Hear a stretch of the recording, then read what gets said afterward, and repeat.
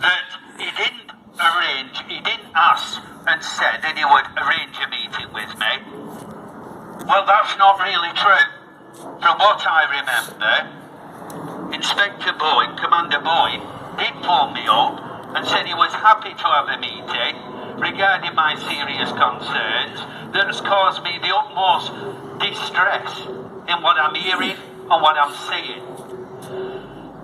Now, Commander Boyd said that I had to put everything down in a letter, and then it would be looked at on whether appropriate to have a meeting.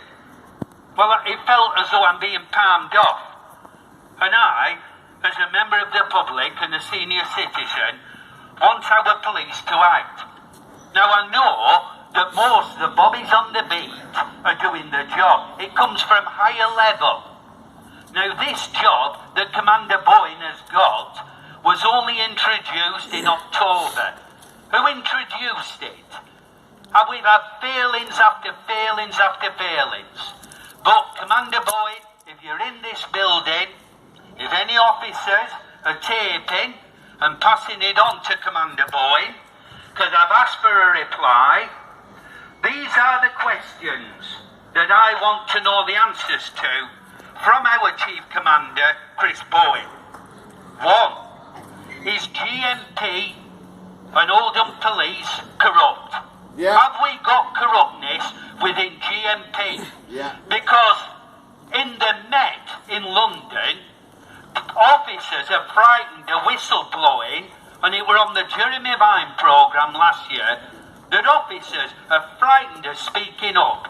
Because if they speak up against comrades, colleagues who are corrupt, they fear for their own safety. They fear that if they press the panic button, no one will come and help them. Met Police are on special measures Met right now. Police, I believe, are on special measures. GMP are on special measures. West Yorkshire, North Yorkshire, South Yorkshire. 2. Do we have a two-tier system of policing, Chief Commander, where councillors are at a high where they aren't challenged and they can get away with it? I said last November, Commander, Chief Commander Bowie, that I think your partnership with our council is far too cosy. We didn't have the outcome of the CSE child grooming. It's only just come out. But you partner yourself up with people who have grave concerns regarding our council and elected councillors who were elected to serve us.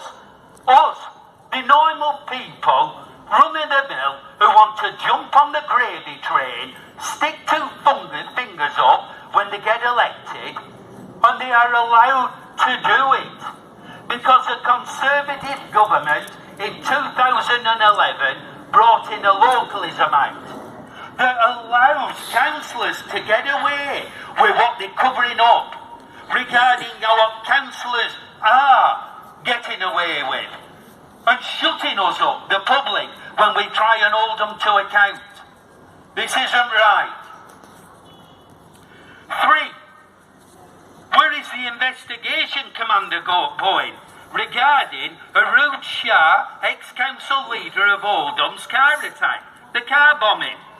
People want to know what areas they feel safe in. I can, if you have the courtesy for calling me back, Commander Boyd, if you'll give me the courtesy of explaining to you and discussing to you which areas I, as an elderly citizen, do not feel safe walking about, please do. Don't keep silent. He doesn't know, Pete. 4. Where is the investigation up to regarding what was on social media regarding machete attacks, car smashing in the Westwood, Chadderton areas? The police do spot checks round shrubberies for knives, youths carrying knives, and yet what's been done about the machete wielding people running amok round supermarkets, smashing vehicles up, machete attacks, long lady with some meat cleavers. That's not a little knife. That is an implement that could take your head off. Where were you, Commander Boyd? Please give a press release. 5.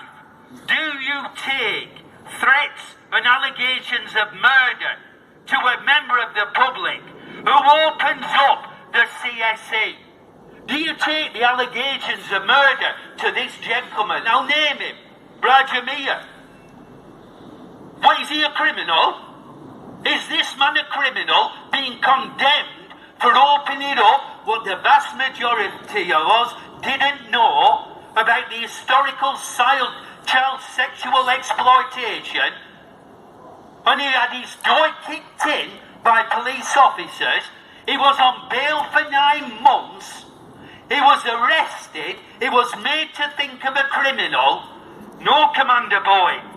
Wrong people. You either make a statement that this gentleman is a criminal, or you look at it and you find out who is actually telling the truth and not covering up with lies. 7. Where are you now involved in the CSE in Oldham? Because Arut Shah, our council leader, before she was knocked out by our votes, because we don't want any elected councillor, mayor, or even elected officer to lie and deceive to us. Where are you up to? She said it's still going on. You've been given a fancy position, Commander Boyd, a fancy commission from higher authority. Is that to try and shut us up? Is that why you didn't want to have a meeting with me?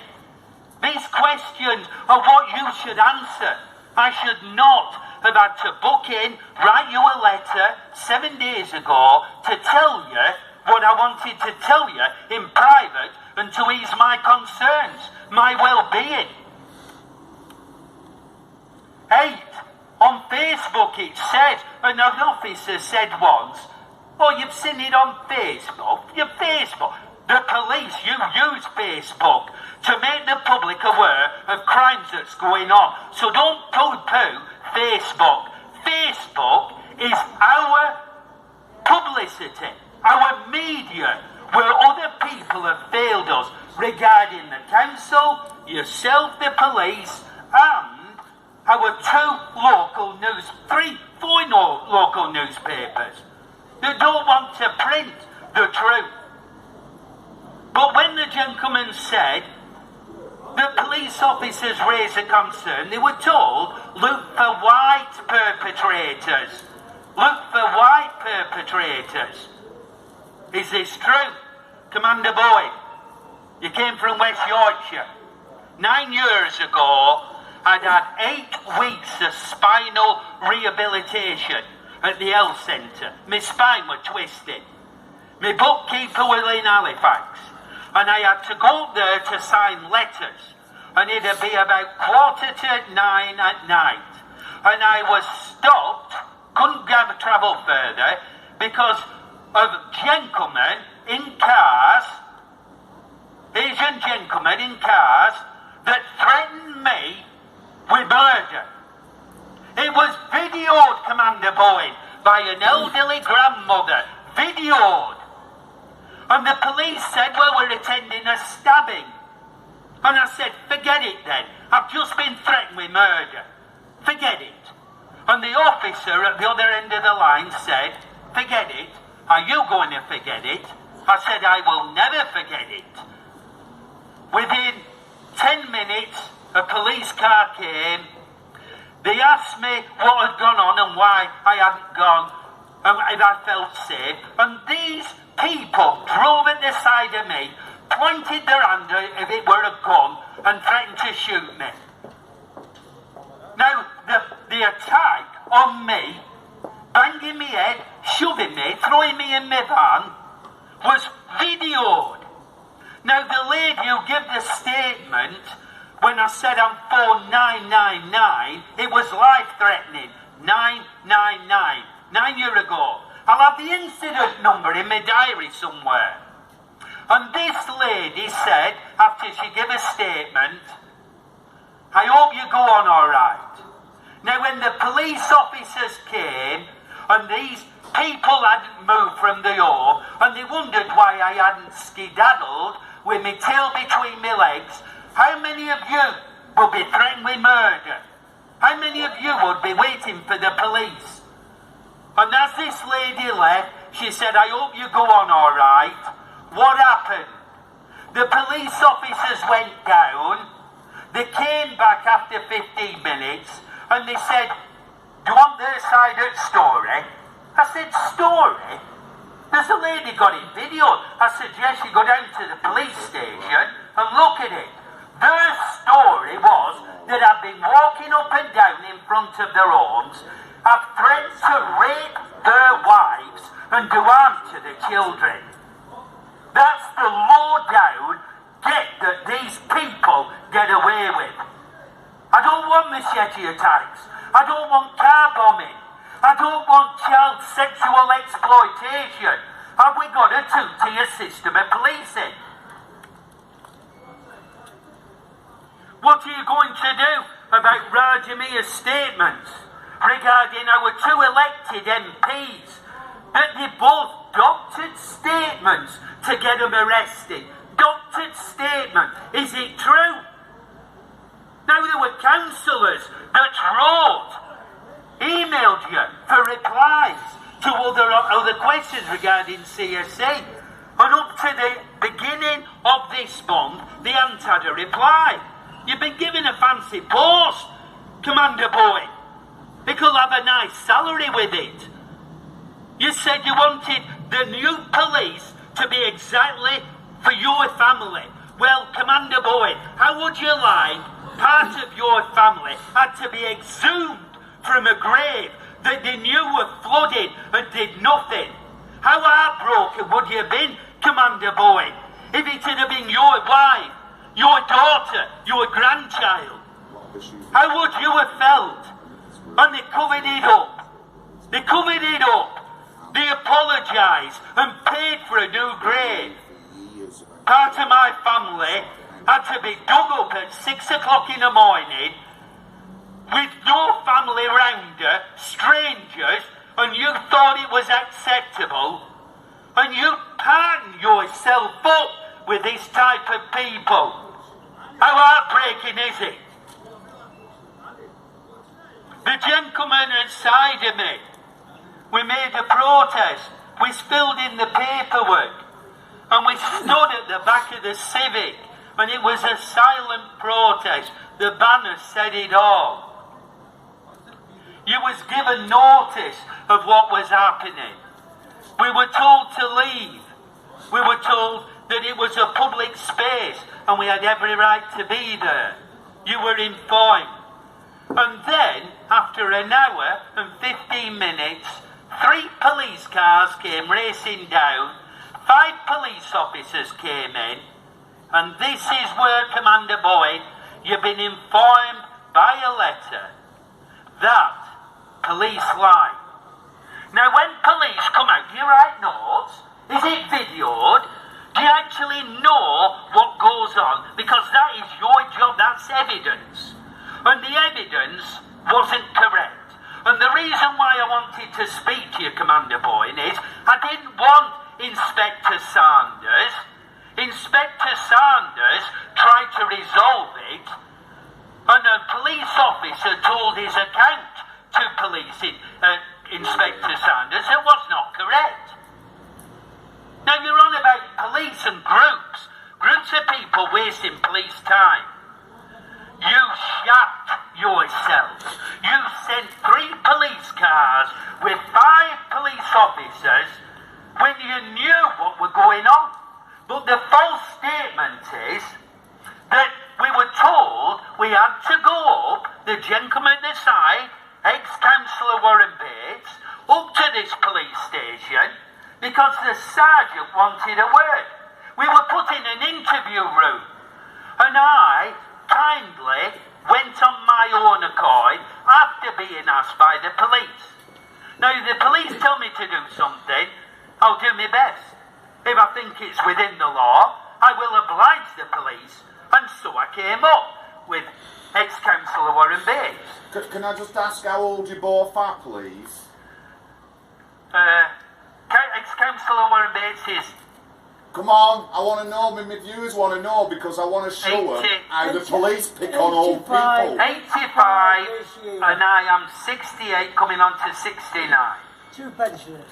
And this was 3-4 years ago. So this is what they do to 2 pensioners. I just want people to understand that. And these guys aren't violent right-wingers or anything, just normal members of the public. One's an ex-councillor, you know what I mean? And 4 this years is how the on police treat people in Oldham, honestly. It's not just young people. Sorry, go on, Pete. Now, when we came into the interview room, and nobody came, and we've been in about nearly 15 minutes, I says to Warren, ex-councillor Warren Bates, I said, look, they've asked us to come off a protest. If the sergeant doesn't come, I'm going out.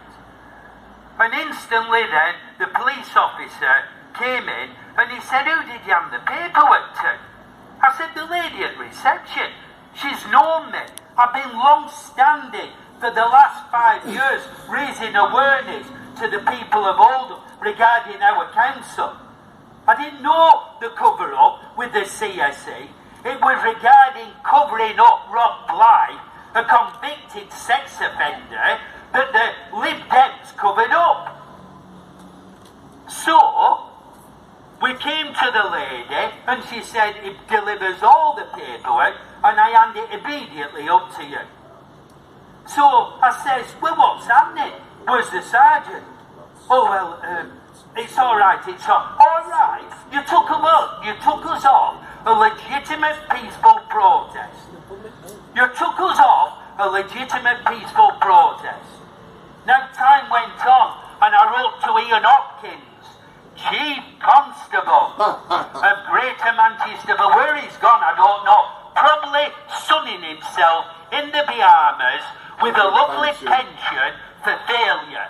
This country credits, praises and rewards failure.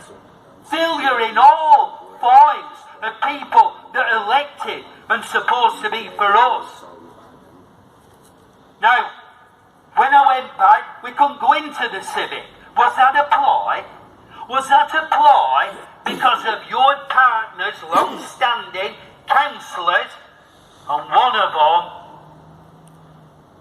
Chris Gloucester, Inspector of Traffic, I believe, ex-police, pension, and he will declare a conflict of interest, bring any conflict of interest is on, and he'll declare he received a GMP pension, and when I made a complaint against the sex offender, Rod Blythe, he sat on a 3-man panel against his mate without declaring a conflict of interest.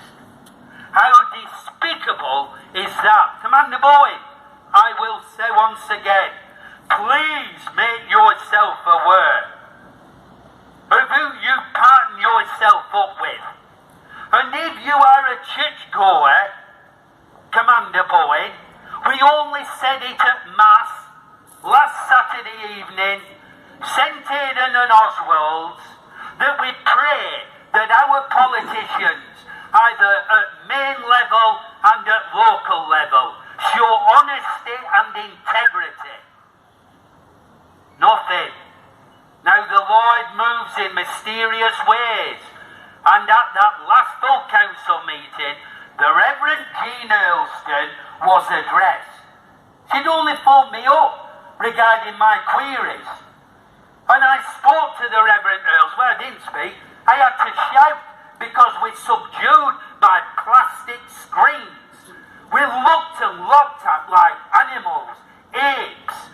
Even zoos don't have us animals ticed in, fenced in like that, and yet we was blocked in by plastic screens and treated like animals. And your ex-officer, Chris Gloucester, laughed and said, you can say what you want, they've heard, so we can't hear you. That's what they're there for. We can't can't hear you. What right have all those who give their lives?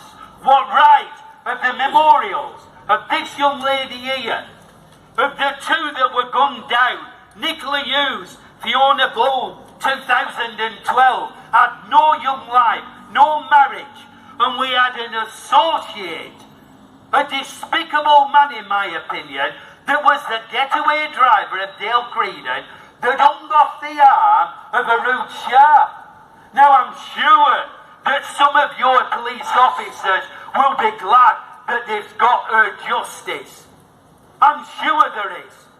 But because of the occupation they are, and because of the pension, they're not allowed to say.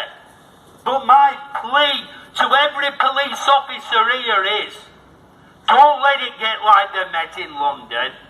If you know that there is corruption within this force, if you know that there is more than a palsy-walsy, tit for tat, scratch my back, I'll scratch yours, with this council, you've no need to do nothing until only write an anonymous letter to the Secretary of State, Priti Patel, and say that we need the government, the Home Office. We need the Home Office, not the Secretary of State. Sorry, I got that wrong. The Home Office to investigate GMP and Oldham Council. I'll let ex-councillor Warren Bates speak, but please, officers, please, Commander Boyd, don't have strings on the top of your head, on your lapels, on your epaulets, being pulled by higher authority. Well, this is what we have to do. We have to subdue them. Pete, remind them they're on to uphold their oath of office, the police.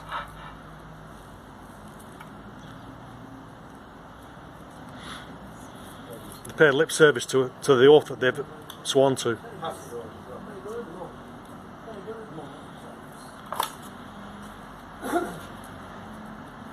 Yes, good afternoon. You have to put it right up, I think. Good afternoon, everybody. I hope you can hear me. I hope you can hear me.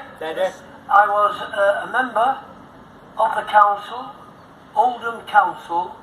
I was elected in 2014, and I was in the council chamber there while 2018. I was there for 4 years. And late 2014, the gentleman here who has invited me today, and I support everything that this pensioner has said regarding the top policeman in Oldham and the way he's been treated, and the unelected officers in the council and the elected councillors in the council have treated him. Now, late 2014, a bundle of documents came through my door regarding CSE in Oldham, child sexual exploitation of groups in Oldham.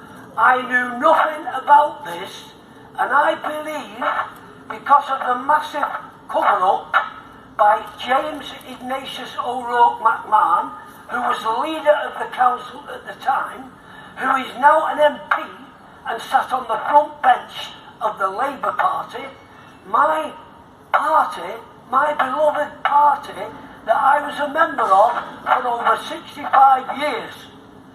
At the time, I received these documents regarding the suspension of a Labour Party councillor who was on many children's services.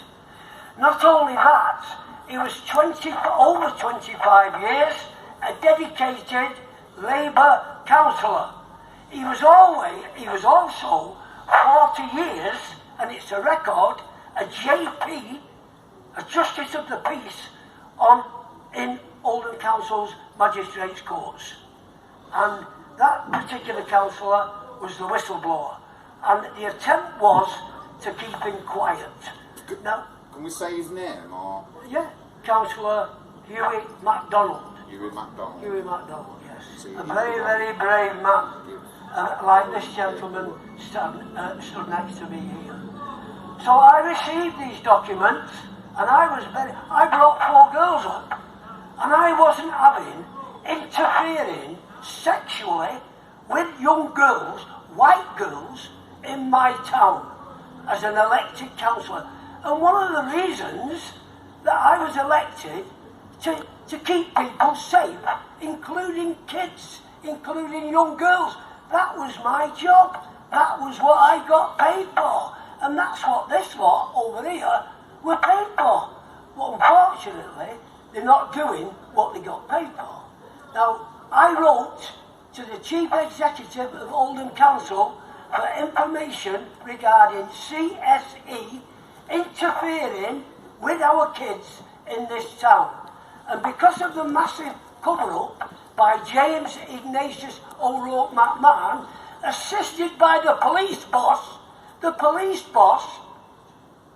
Tony Lloyd, who is now MP for Rochdale, he was in the room when MacDonald was threatened with suspension.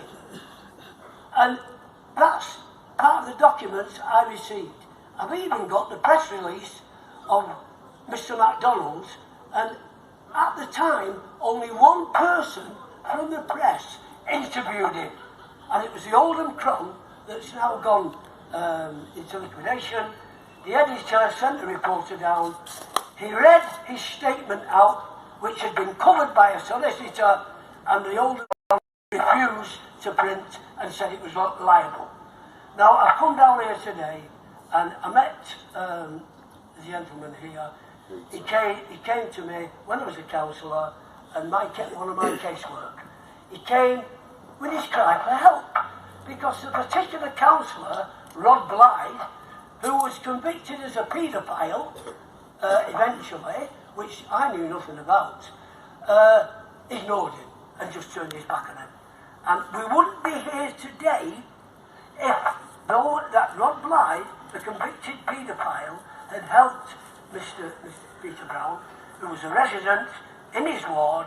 I wouldn't be here today if he'd adhered to his cry for help as an elected councillor. Excuse me, Sir Warren. So Peter Blythe, was he? Rod Blythe. Rod Blythe, was he a councillor when he got convicted of child abuse? Or child Councillor Rod Blythe was one of the 3 Liberal councillors in Shaw. And the leader of the council of the Liberal Democrats, Howard Sykes, that is his ward, and the ex-police officer, retired, that Mr. Brown has identified, sat on a panel with a conflict of interest. It's his ward as well, in Shaw. All the 3 of them lived there. That's the situation. And I immediately, with Mr. Brown's cry for help, tried to get some progress, and we got nowhere. We went to leaders of the council, Labour, we went to the Liberal Democrats, we had meetings after meetings, and Mr. Brown, with his cry for help, got nowhere.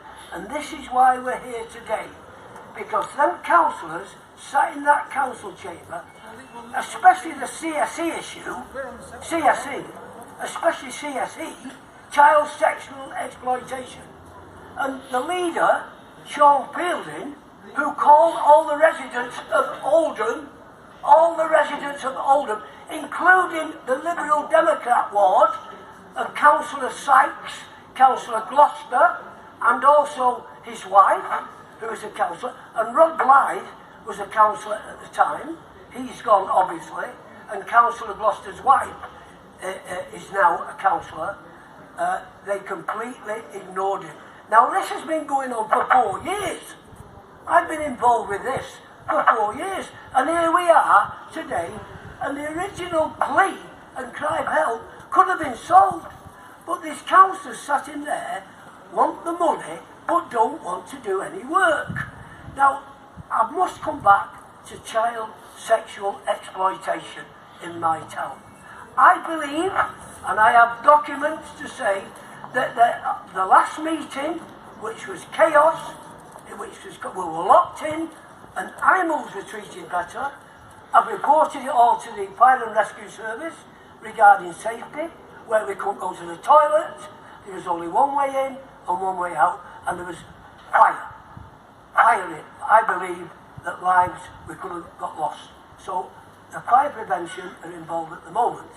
Now what I want to say also further, that the majority, I believe, sat in that council chamber there, Labour, my party, 65 years, ex-trade union official I was, many of them don't know anything whatsoever about interfering with our kids in Oldham. But they're happy to cover it up. But they are sat there on their hands. And I was asked, why are Labour sat on their hands when it was a massive cover-up by the MP and Tony Lloyd, the police boss at the time? Why are they sat? The party comes first. The party comes first. And I won't have any of it. And we've got to get to the bottom of it. And I'm here today, and I thank Mr. Brown for giving me this opportunity to stand outside this police station here, and we all support the police, all of us. We need the police, but we don't want a two-tier system. Please, we're all together, and we're all trying to solve crime. And without us, Mr. Bowen, the boss, without us, the police would never solve half the crimes. They need the public on their side. And you're alienating us from you. And I believe your police officers, the decent ones, don't want that. We've got to work together. So I'd like again to thank Mr. Brown, pensioner, Senator himself, for inviting me here to express my feelings. And I'm very cross at what is going on. But it's not going away. Thank you. Warren, any chance you can hold this while I have a slow speech?